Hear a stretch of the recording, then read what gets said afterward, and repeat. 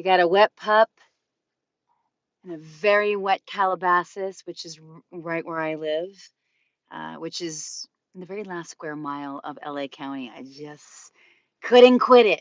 Not LA, not yet, but eventually, and I know it. Hey, listen, I just had an amazing conversation for the Fire and Soul podcast that will come out in the second week of January. I am taking a sabbatical, a little pause, because I am beginning my book for real. Like, it's a whole book called Awakening Out Loud. I'd say 50% of it's done because it's all raw, unedited Telegram messages between me and one of my best friends who lives in Sydney, Australia, who also had his awakening 2 years prior to when mine began. And so get to have someone that understood it and that could ask me questions and to hold such sacred, reverent space for the tenderness of when I didn't know how to drive a car, for a few days or participate in society at all for months and months and months.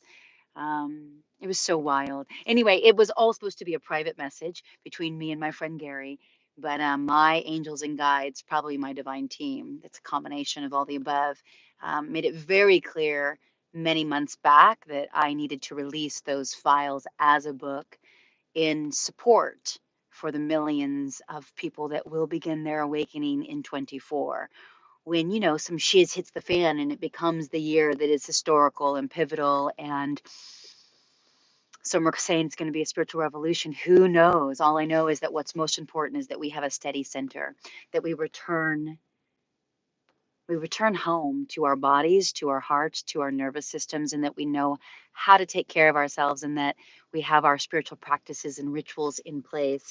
You know what I mean? I came on yesterday and we were talking about this, like learning to live from the inside out rather than the outside in. So there's a lot of different modalities, including time in nature, candle gazing, journaling, um, grounding your bare feet into Mother Earth, cleansing breaths from the heart. That's how I like to do it. But anyway, all is good. And I'm going to start a series here. And I don't know if I think it's actually going to be in January. I want to have a weekly by appointment show. And it's probably the inner workings and inner unlocking of my own awakening that continues to unfold that I just want to share and let it rip raw and real here. Because that's what I like to do. I don't know if there's anyone watching or not. This is so fun. I love being filter free. I love just coming on and letting it be shared here in its natural state, being it the message that wants to come through. This is what I do over on the Facebooks and the Instagrams. So it feels good to begin to do this here. Anyway, okay, lots of love to you, but do share in the comments if you are willing. What is your spiritual practice? What helps you restore wholeness?